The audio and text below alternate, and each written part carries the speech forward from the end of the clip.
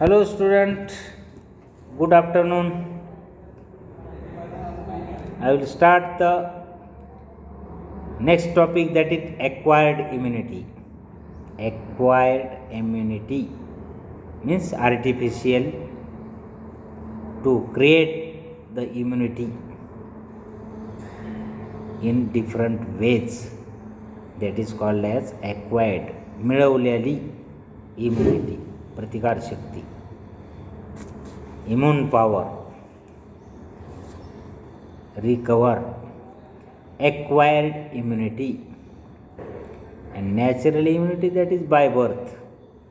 Acquired immunity to create or to maintain the new energy immunity, that is the acquired immunity. Recovery from a disease confirms immunity to that particular disease, sometimes for life, sometimes for only a short time. Some diseases are held in check by the defenses of the host without being completely eliminated, so that they go into a relatively quiescent chronic states.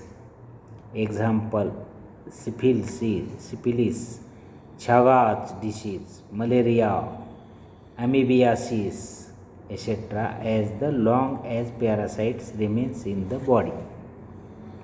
The host is protected against reinfections. This condition is called premonition. The host and parasite exist together in a more or less delicately balanced state. When the resistance begins to fall off, the parasite multiplies sufficiently to renew it, sometimes causing a temporary relapse in the process. But the resistance may not rise sufficiently to eliminate the infection entirely. Such as situation seems to be a very common one in endemic areas, not only among protozoan parasites, but among helminths as well. Example: hookworms, schistosomes, etc., except that in this case multiplication of the parasites is replaced by renewed acquisition of them.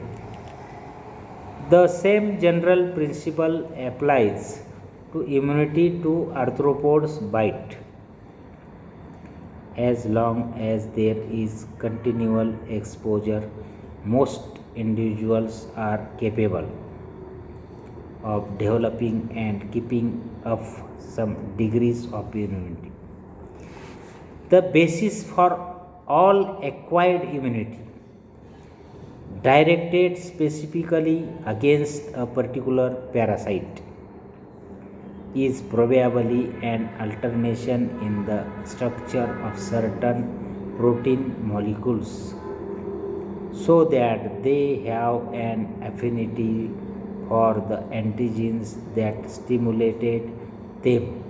When free in the circulation, these molecules are called antibodies, but they are in the cells that produce them before they get into the circulation, and may be there long after the pre-antibodies are gone. Almost any protein substance may act as an antigen, that is the stimulate antibodies that will be react with it. Antibodies means that is the any infection to develop that particular infection against antibodies, that is called as the immune power.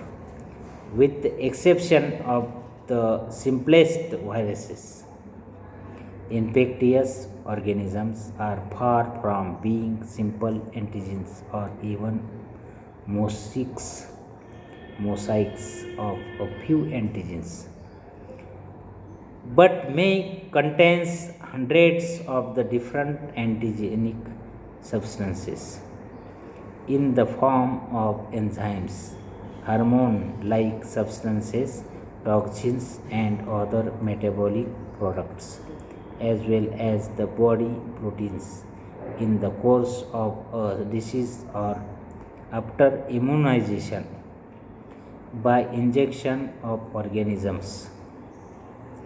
The disintegrating dead organisms stimulate such abundant antibodies against a new of their body proteins that in an in vitro test these antigen antibody reactions would completely mask any anti-enzyme reactions. It would be like grinding up a cat to use as an antigen against the cat's cellular and blood proteins would certainly mask any reactions to a salivary enzymes. At knocking out even a single essential enzyme in a parasite might handicap it enough so that it would be fall easy prey to the natural defensive mechanisms of the host. This is in fact what we do when we administer antibiotics or sulfa drugs. It is odd that so little attention has been paid to be possible knocking out of essential enzymes.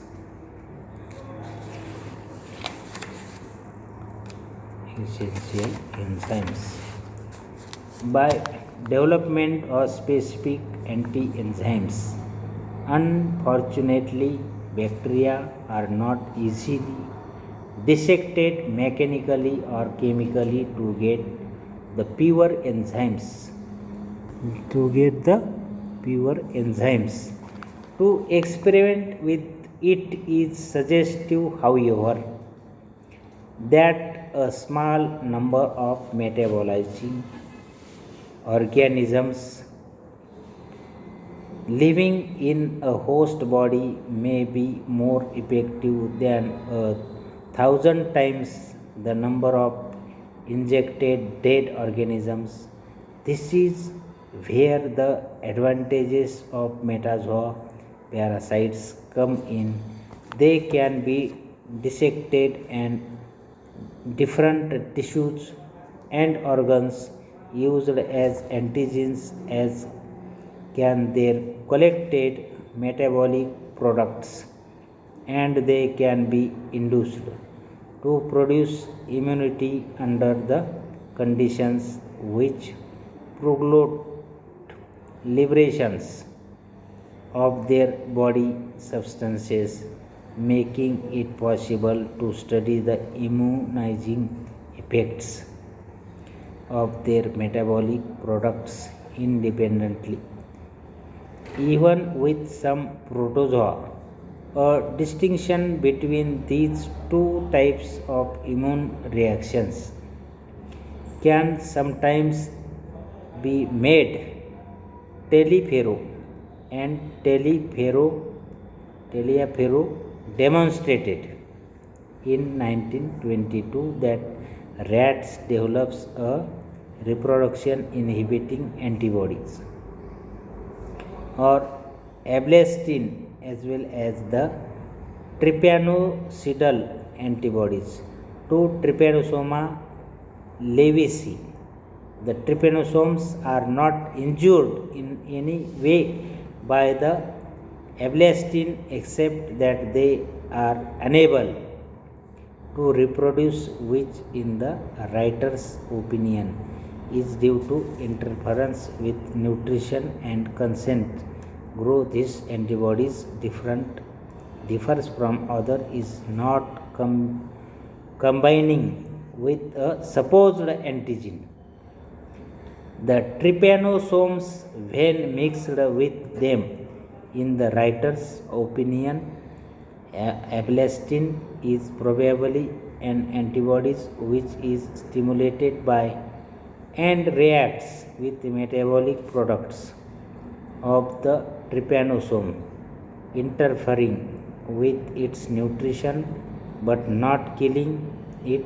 If this is true, a similar phenomena might occur in other organisms as well as including bacteria and explain the disappointing results for immunization with dead as compared with the living succinate.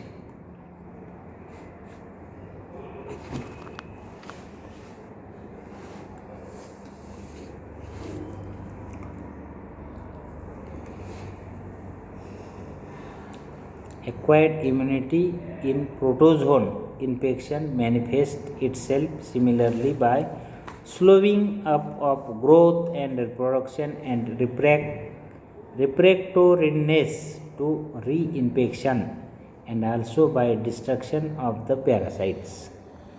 By lytic antibodies, possible stimulated by body substance liberated from dead organisms.